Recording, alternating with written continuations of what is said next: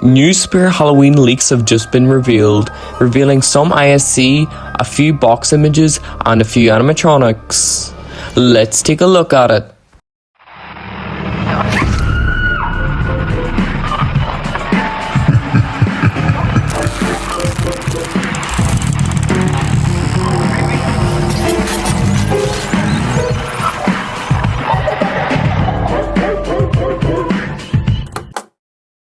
So first on the list, we've got this image of Trick or Treat Pete on the Sinister Strawman's back view.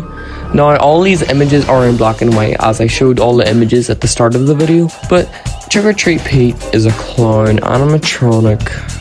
If you're as disappointed as I am, well then you'll know the pain of Spirit Halloween continuously making clown animatronics, but it's okay.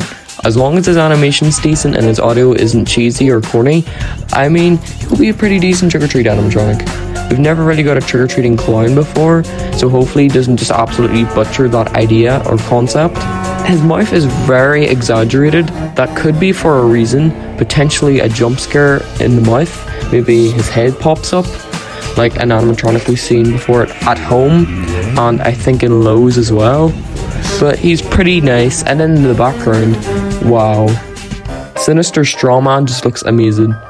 Even in this grainy black and white photo, you can make out his head and just a detail on the back of his head. He's definitely on my animatronic wish list this year. And we can also make out part of the ISE. We see some sort of lantern and then just a few like items in the ISE, which, I mean, it'll probably look better when we see it in person or when we see it on online videos, because this photo is obviously not doing anything justice here.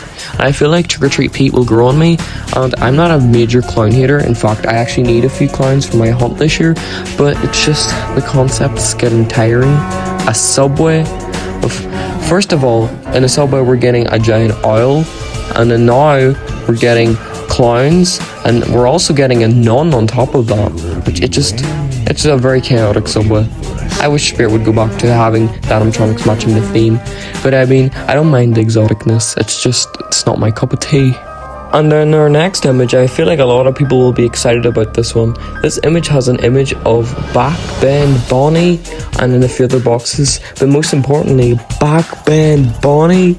Yeah, I'm pretty excited about her too myself. She's just black and white. She kind of reminds me of Demonic Dahlia from Spirit Halloween 2019 and Spirit Halloween 2020. But my goodness, her design is amazing. Obviously, she's going to do the back bend animation, like Broken Spine Girl from, I think, Spirit Halloween 2014. And I can imagine her audio now. But I did also do a concept video for what I imagine she would look like. But I prefer this design over my own. And my goodness, what we can also make out an image of her bent over, because I did a photo in the box. We can see kind of her face, and then also just in the front of the box we can also see her face, and it appears she has glowing eyes, just like Broken Spine Girl from 2014. I wonder if she'll have the exact same animation, or she might just bend backwards, but I hope she does have the turning head and the moving mouth like Broken Spine Girl. So our next image is 4 boxes and then a bit of the ISE. But this image isn't really anything special. You can see Two-Faced Teddy's box, Electrified Corpses box, and a bit of Backbend Bodies box, but from the side. And I think that's the Valak's box in the back, but I don't really care about the Valak anyway. It's just, this image is very underwhelming, but it's still nice to see. So our final image is something to do with Squid Game.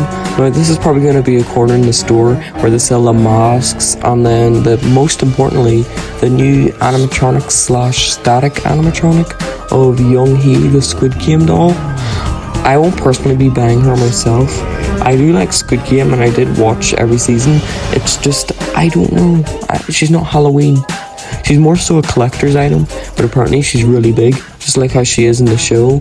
But I don't know, I don't think much people will be able to afford her, because I've heard she's $700, which is quite a steep price tag for a static. But if she does move her head and do the red light green light thing like she does in the show, I mean, I'd say a few more hunters would get her, but I just don't see her fitting in any theme unless you're doing a Squid Game theme, which I don't see any reason people would, but it's still nice to see. I'm sure a lot of people will get her, like collectors or diehard fans for Squid Game.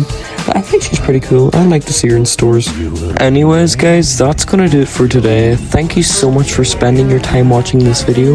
This is your favorite plague doctor, the Hooded Plague, signing out.